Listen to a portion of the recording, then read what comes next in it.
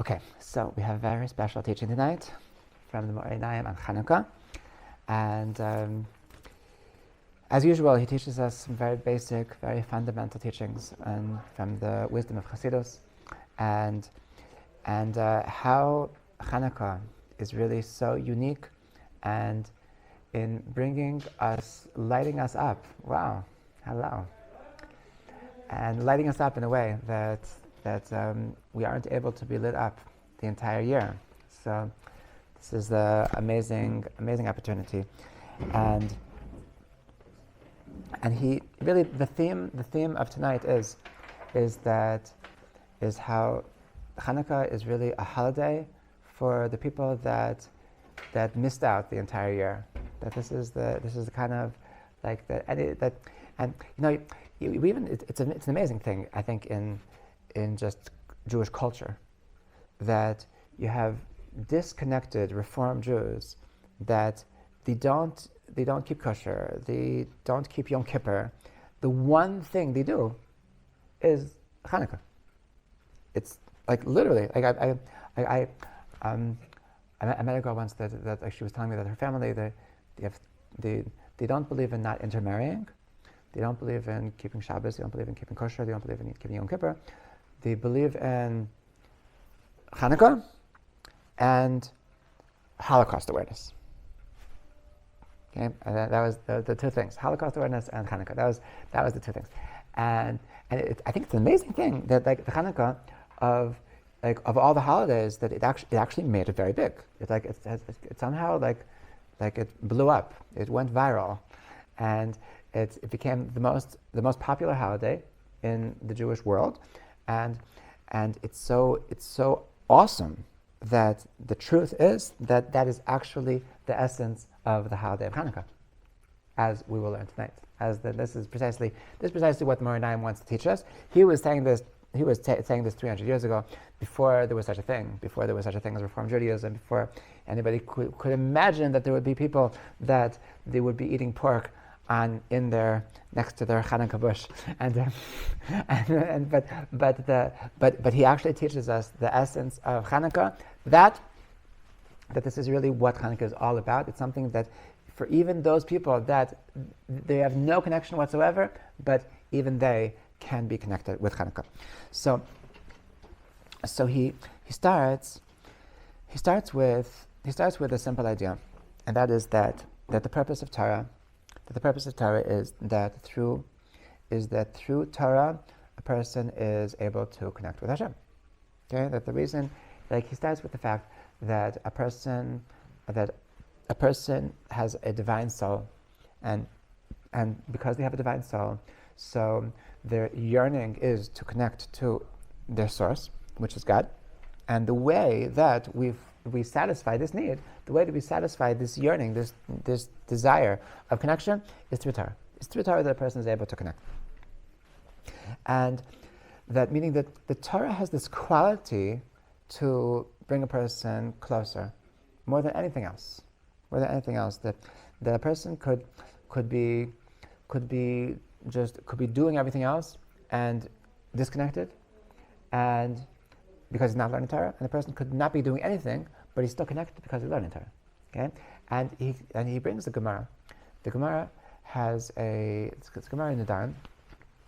It's really based on the Psukim, that the Torah is discussing the destruction of the first temple, and it says that Alma Avda Haaretz, that the angels are amazed that for what was the problem that the world was, that the temple was destroyed, that Jerusalem was destroyed, that the Jewish people went into exile, that so it says that the angels didn't know, and they asked nobody, that the prophets didn't know, and until they asked Hashem, and Hashem said, Al azvam et Torati. That the reason why all of this happened is, the reason why the destruction of the temple happened is because they left my Torah. And the Gemara explains that it's really, as long as they were still connected to Torah, so Hashem was able to forgive every sin. He was like, they were doing serious sins. They were doing avodah zarah. They were doing idolatry. They were doing adultery. They were doing murder. They were doing everything wrong. But Hashem said that as long as you're still learning Torah, you still have hope. Okay? The words that he uses are that Meor Shaba Machziran Lemutav, that the light of the Torah will bring a person back to goodness.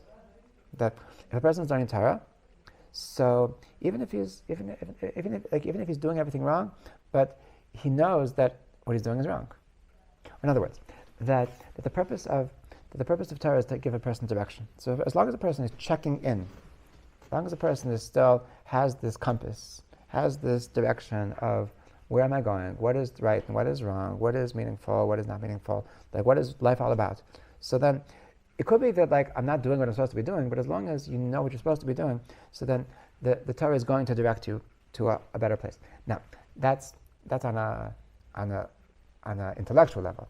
The truth is that the Einayim is saying on a spiritual level that Meor Shaba, that there's a certain light of the Torah that brings you back, even if it's not speaking to your mind, that there's something supernatural happening every time they were learning Torah, that it's purifying us, that it's making us a little bit better, it's making us a little bit holier, it's making us a little bit closer, and it's waking up something in the depths of our soul, the depths of our consciousness, that were dormant in Tanakh. Okay, so if a person wants to grow in spirituality, so doing mitzvahs is great, but if it's not accompanied with learning Torah, then he's not going to be able to, he's going to be stuck. Like learning Torah is what enables us to reach something bigger and better, and it wakes up something inside of ourselves. So now it says that b'chol eit yu banecha levanim v'shemen aroshcha al yachsar, that at every moment should your clothing be white, and oil should always be on your head. Okay. Now, in our society, in our culture, we don't like oily hair. We like to get rid of oily hair. Okay, So it's hard for me to understand shemen aroshcha al yachsar, that you should always have oil on your head. Like it's a thing like to anoint somebody with oil. I don't know exactly. Apparently, it was once a good thing to have oil on your head, somewhere on your head. Maybe it was. I have no idea. I have no guesses of where it was good to have oil, but it's apparently a metaphor for something. So what does this mean? What does this mean? The shemen aresha ayachser. So he explains like this, that the mitzvahs that we do are called our levushim, are called our clothing. Okay, we clothe ourselves with our mitzvahs. Okay, which makes a lot of sense because what are mitzvahs? Mitzvahs is the actions that we do. Okay, so when a person does holy actions, so he's giving his soul a clothing. Okay, now this is a very deep thing. The Tanya also speaks about this, and that is that what is clothing all about? Like sometimes like I speak about this like when like in settings when about like the halachas of tzniut, of modesty for girls more specifically, what's the essence of clothing? Why do we wear clothing? So the real reason why we wear clothing, there's obviously there's just practical needs of just not to be cold in the winter and whatever, but the real reason why we wear clothing is as a form of expression. Okay, our clothing is that we express ourselves through our clothing, and the way we dress is telling the world how to like label us, and we're saying and it's a crazy thing. It's something we can't escape, because if a person's going to say, okay, I'm not gonna dress up today. I'm just gonna wear my hoodie but then everybody says, oh, he's the guy wearing that. He doesn't want to show up. He's the one that doesn't have anything to say. He's just saying, don't bother me today. And you're also saying something. It's completely impossible to not be expressing something with the way that we dress. Okay, so we're all constantly expressing ourselves in the way we dress, and so when it says that the mitzvahs are the bigadim, are the levushim of our soul, what it means is that our soul is sitting inside of us, and it's saying, I love God, I want to feel spiritual, but nobody knows, nobody gets it, nobody feels my intense desire for spirituality, and it's through my mitzvahs that my soul gets to have an expression. Okay, meaning a person could be just inside of himself, just a deep desire to be very spiritual, but it's not expressed. Okay, it remains very quiet and untouched, and it's through his mitzvahs, it's through his actions, through his holy actions, that he's able to make himself levushim, make himself garments for his soul. Good? What's funny? Yeah. Okay, so... Does it mean just general context of that? I'm sorry?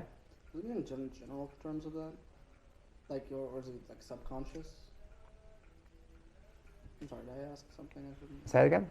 It's subconscious? What's subconscious?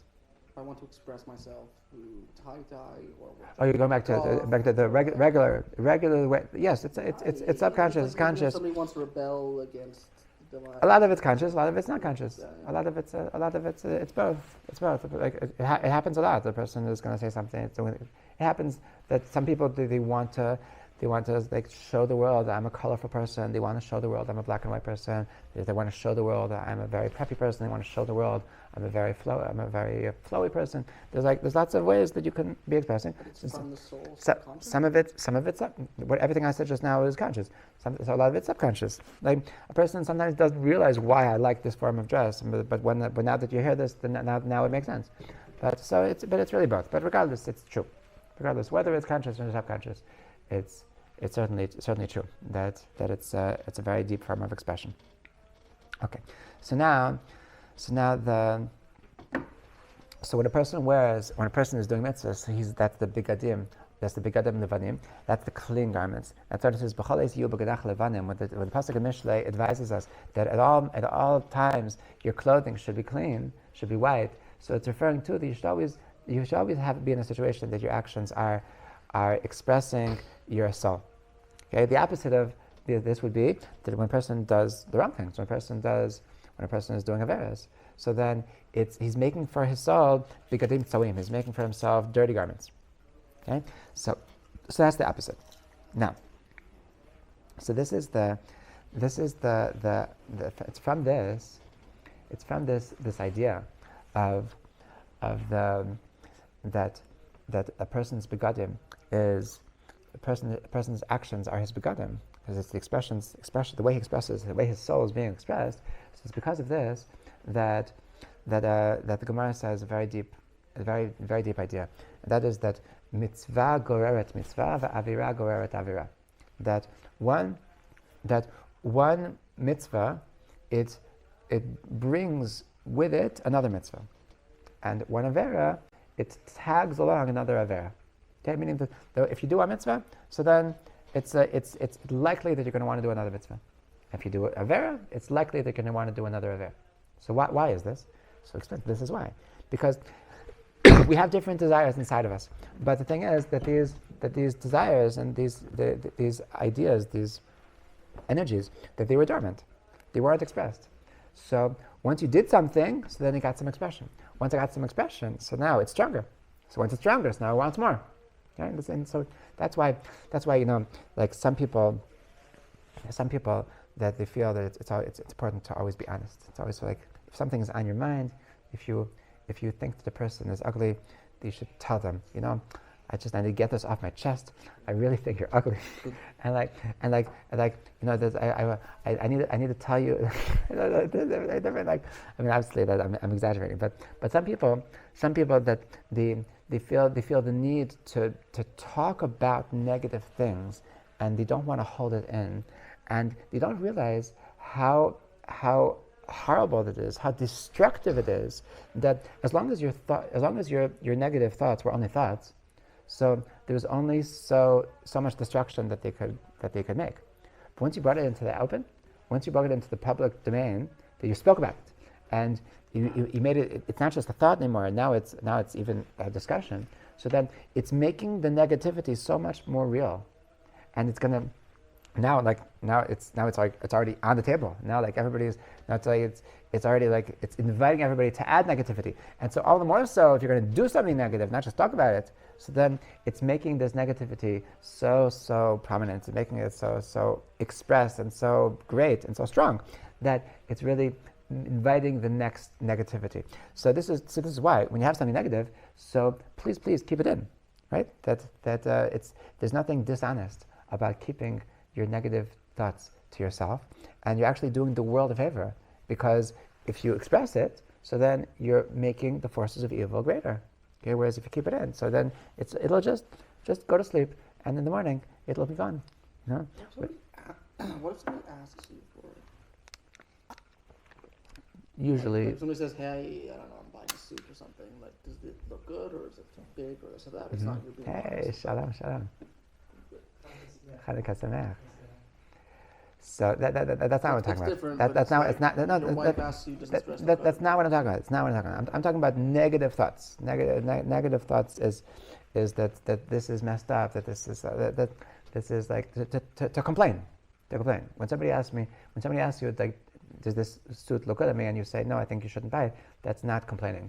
Yeah, but what I was getting at was more something like something that's where you have to be honest, and then more in terms. So this is the road that in general. So negativity should be kept to yourself, and by doing so, you're making the world into a better place, right? So this is a vera goras avera, that by doing once, so you're making more out the open. You're giving expression to the negativity, and that makes it increase. Okay, so that's the first thing. The first thing is that that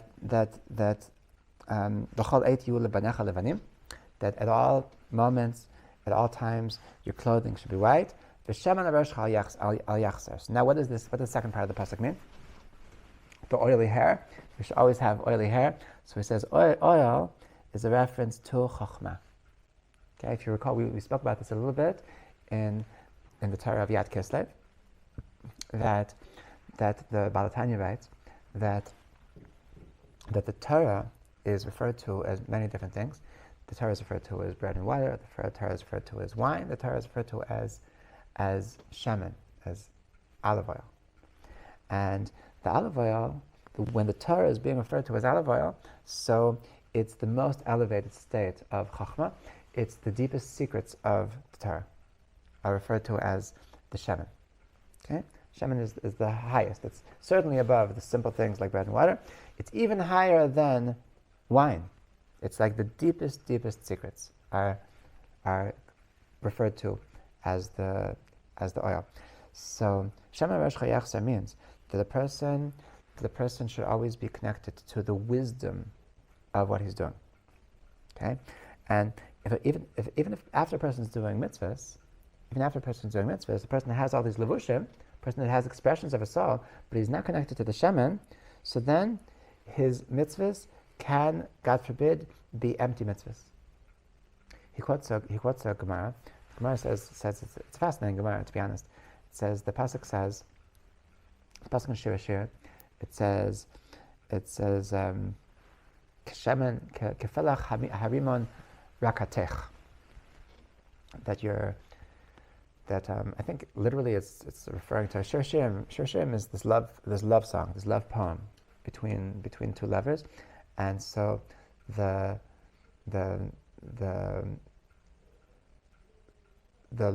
male is Hashem, and the female is the Jewish people, and so the male is referring to how much he's in love with the Jewish people. Hashem is speaking about how much he's loves with us, and so one of the verses he says is Kefelach harimon rakatech, that you're, I think it has something to do with something in the jar or something. That your jar is something like a pomegranate. I don't know exactly what it's supposed to mean, but Chazal have an interesting interpretation, and that is that rakatech is a reference to rekanim shabach, the empty ones. The empty ones are like you, the empty ones among you, the empty ones of the Jewish people.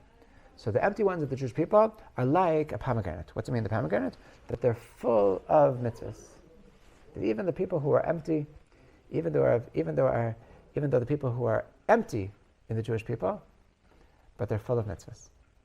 It's a funny story that once when I was reading about the Baba Rebbe, that somebody with the Baba Rebbe sent a shliach when he was going to America, and he told him to give him regards to the Baba Rebbe, and he asked him the Baba Rebbe, tell me something from the Baba Rebbe. So he remembered that the Baba Rebbe had asked the question that it says in this Gemara that Afila Rekadim Shabach Malay Mitzvahs Karima, even your empty people are full of mitzvahs. So the Baba Rebbe asked that if they're empty people, so how could they be full of mitzvahs?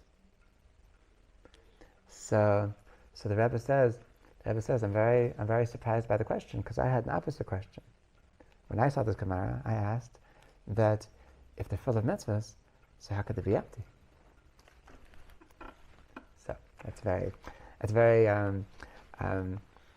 becoming of very appropriate for the Baal Rebbe that he was. And the Baal Rebbe was also very, very holy, but the Baal Rebbe is that he saw the beauty in everybody. So he was focusing on that. Like, look, they're full of mitzvahs. So how could they be empty? They're not empty. So what does it actually mean? What does it actually mean? So what does it mean that you could have a person who's an empty person that he's full of mitzvahs? Why is he empty if he's full of mitzvahs? So the Meor Einayim explains that the reason why he's empty is because he does them without chachma, without seichel, without Torah. The person can do all the mitzvahs in the book, and he's doing them just by habit. He's doing them just as a routine. He's doing them just as dry actions, and it's still empty because what connects a person. I once heard a very beautiful thing though. What's unique about a pomegranate is that the seeds of the pomegranate they aren't really connected to. Everything is very, very by itself. That you have the rind, you have the peel, and you have the inside, and you have the seeds, but there's really just it happens. It's like a shell of a nut. It's not really like you have other fruits that how do you say those orange things? So you have anything, apples. I didn't mean the oranges. Afrasic or? Afrasic? No, afrasic. I don't know what you mean. Afrasic is peach, but like most things, like there's more the. I was thinking of persimmons. That's what I was thinking of. Like it's more the like everything. It's all mixed up together. Whereas a pomegranate, everything is very, very by itself. So somebody explained that's what it means. That you can have a person that he does everything, but he's not connected to what he's doing. It's detached from him. So I can do something, but I'm not doing it with my soul. You don't see like the person is really into it, that he's doing it with his very essence, with his very being. And that's what it means to be empty. And that's what Reb Nachman Schnabel is saying, is because he doesn't have the shemen. He doesn't have, I believe we spoke about this, that the Baal Tanya also writes, that what's unique about shemen, that when you put shemen into something, so it makes the whole thing full of shemen. Like if you put a tissue in oil, so then the oil it gets into every inch of the tissue. So when you have oil in something, so then it connects everything. Like the pomegranate is very oil free. Okay, then because it's oil free, so everything is very, very separate and is very detached. Whereas when you have oil is all connected. Oil makes it all, that you can't. It's not that here is my heart and here is my mind and here is my body, and that it's all one. The oil makes it all together. Okay, so when a person is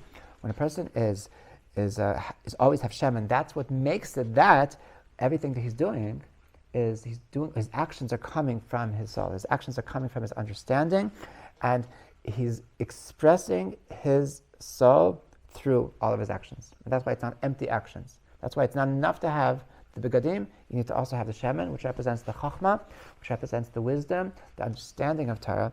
And that's what makes it that when I'm doing mitzvahs, it's mitzvahs which are something I'm connected to, something which is alive, which is I'm doing it with my essence. So now,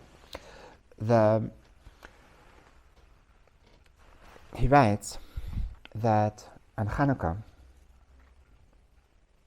Hu ate likarev ha'adam el Hashem al yedei haTorah. So the Chanukah is the time that a person is able to connect to Hashem through Torah. Okay, meaning that the miracle of Chanukah is all surrounding around Shemen, and Shemen represents the wisdom of Torah, and that's why it's a very noteworthy thing that when we talk about the miracle, so it says we say in the prayer service that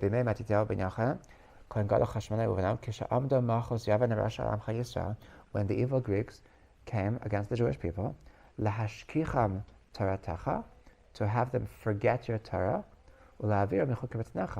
and to make them go against your mitzvahs and your statutes. So the first thing they said is that what is Greeks want to say? What did Antiochus want to do? Lahashkicham Toratecha, that he wanted us to forget the Torah.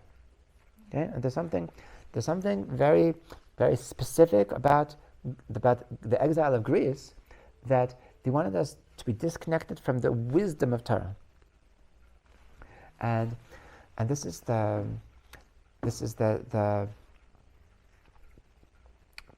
part of what they represented was that like all of they have their own wisdom. They have like the Greek philosophy and the Greek way of life is that it's a certain way of thinking which is antithetical to the Torah way of thinking.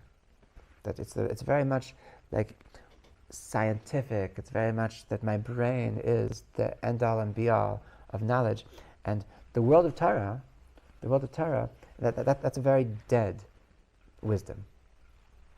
Rav Kook writes in Orat HaKodesh that what's the difference between Torah and any other subject, any other wisdom under the sun?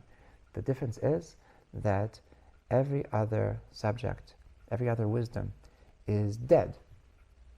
Not necessarily a bad way, but it is what it is. It is what it is. Whereas Torah is alive. What does it mean that it's alive? It means it's vibrant. It means it's dynamic. It means it's constantly changing. It means that we're actually tapping in to something which is happening right now. That we can get these inspirations. We're not just figuring out something that always was and always will be. That's a dead wisdom. That's every other wisdom. That like science is beautiful, but science is not going to change. Whereas Torah is alive. Torah, that something is happening right now, but when I am understanding some inspiration of Torah, so then I'm right now connected to the source. It's not that like the world of science is that whenever Hashem created the world, so He put out the sets of rules, these sets of laws of nature. Now I'm discovering what always was and always will be. Torah is not like that. Torah is alive. Torah is mamish alive. So this is the Shemen represents. Shem's being oily. Being oily represents being very alive. Okay, being very very present, being very very connected to the source of the knowledge. And it's not that the knowledge and the source of knowledge are no longer separate. Okay, so that it's through it's on Chanukah. Chanukah is about, and it says that why is it that what's the difference between Chanukah and Purim? That on Purim, so the mitzvah is to have a big meal, and Chanukah there's no mitzvah to have a big meal, right? Sufganiyot is it's only a custom. It's a good custom. I taught you the word from Rabbi Jacobson, right? That the Greeks, so they wanted to deify the body, and to like the Olympics, and to show that like, and so when we were showing our victory over the Greeks, they said, look, we eat the fattiest foods. We don't care about our body, and so the mitzvah of Chanukah is halal. The The mitzvah of Chanukah is Hala. The mitzvah of Chanukah is saying Tehillim, is appreciating Hashem. Okay? So what's the difference? So the Maharal explains, all the commentaries explain, but the Maharal puts it very clearly, that because on Purim, they wanted to destroy us, they wanted to kill us. It was simply a call for genocide. Whereas by Chanukah, it's not that they wanted to kill us, they eventually wanted us to die because we wanted to remain Jewish. But really, they weren't necessarily interested in us becoming dead, they were interested in becoming Hellenist. Okay? They were interested in us becoming like them, just to get rid of our Jewishness. Okay?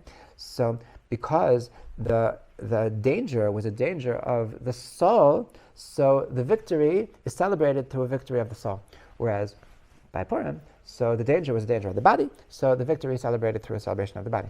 Okay? So what's special about Chanukah is it's a celebration of something spiritual. It's something about how a person is connected through the Torah. That I'm not just a regular person, I'm not just a Homo sapien, that I have a soul and I want to be connected to my source of my soul. So that's the Torah. Okay, so this is so Chanukah is the time that a person is meant to reconnect to the Torah, And so what happens? What's happening special? What's happening special on Chanukah? So he writes that what's special on Chanukah is that Hashem makes himself available to every single person, that it should be easier to connect. On Chanukah, so there's something in the air that even the people that aren't usually inspired, that don't usually feel connected, but on Chanukah they're able to connect. It's just Hashem puts it into the fabric of the times, the fabric of the day, that they're able to realize that there's something magical, there's something spiritual, there's something out there. So this is how he explains this amazing teaching from Chazal. It says in Shabbos, it says in the Gemara in Shabbos, Ptilot ushmanim she'ein madlikim behem b'Shabbos, madlikim behem b'Chanukah. Wicks and oil that it's forbidden to light with them on Shabbat, but you can nevertheless light with them on Chanukah. Okay, what does that mean? So it's a reference to a Mishnah, to a whole parak. It's a whole parak in the second parak of Shabbat.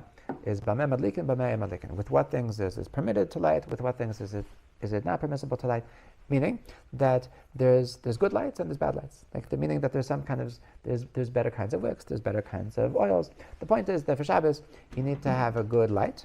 So because you need to have a good light, so they said which kinds of wicks are appropriate to have your Shabbos candles. Okay, so and nowadays like everything we buy is good. So but back in the day, so they have like really garbagey kinds of oils, different garbagey kinds of wicks, and so they had to tell you which kinds of wicks are good, which kinds of wicks are not good, and it says that that's for Shabbos, but for Chanukah, everything's good.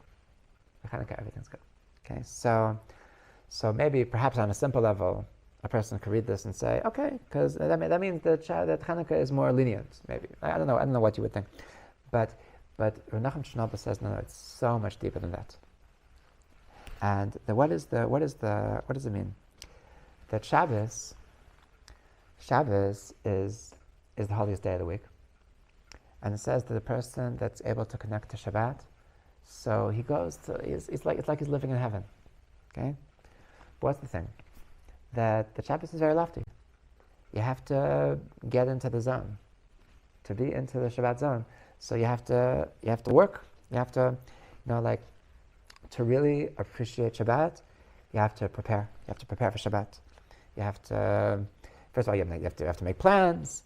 You have to, if you just wake up Friday night and say, hey, I don't feel holy today, so if you don't, because you're stuck in your bed and you have no food to eat, so of course you're not going to feel Shabbos.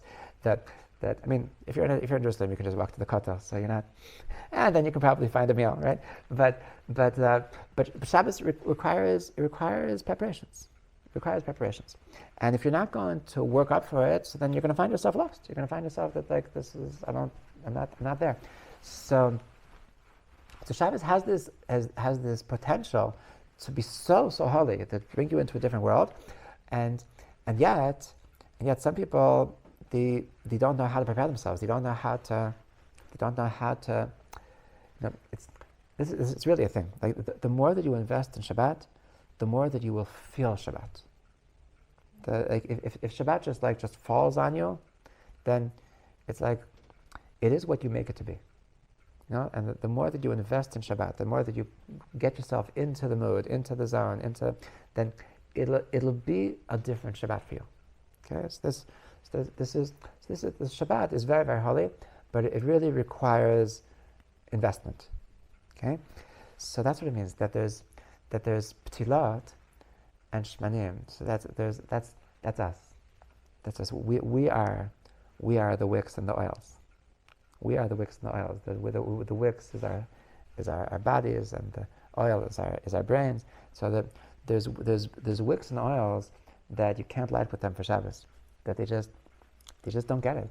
They just, you tell them about how wonderful Shabbos is, and they say, I don't know, I just want to get back to my phone.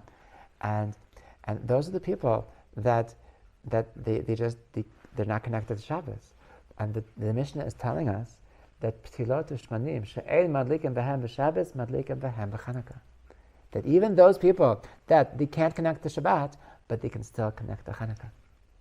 Why? Because on Chanukah, Hashem comes down. Hashem makes himself so available that Shabbat, you have to make yourself up.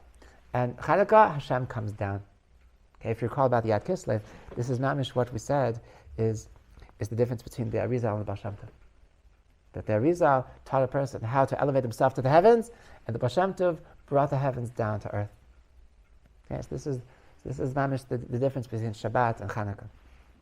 So during the story of Chanukah, so that there was the Greeks that the mamish that they contaminated, they got rid of all the pure oil. That there was no oil, and the oil represents the Torah, the oil represents the wisdom, the oil represents our connection. It's to do things like really with our essence. So they contaminated everything. Okay, and yet it's through their ability, through the gevura of Matityahu, that Matityahu was, and his sons, the Maccabim, that they were so strong and that they were so connected.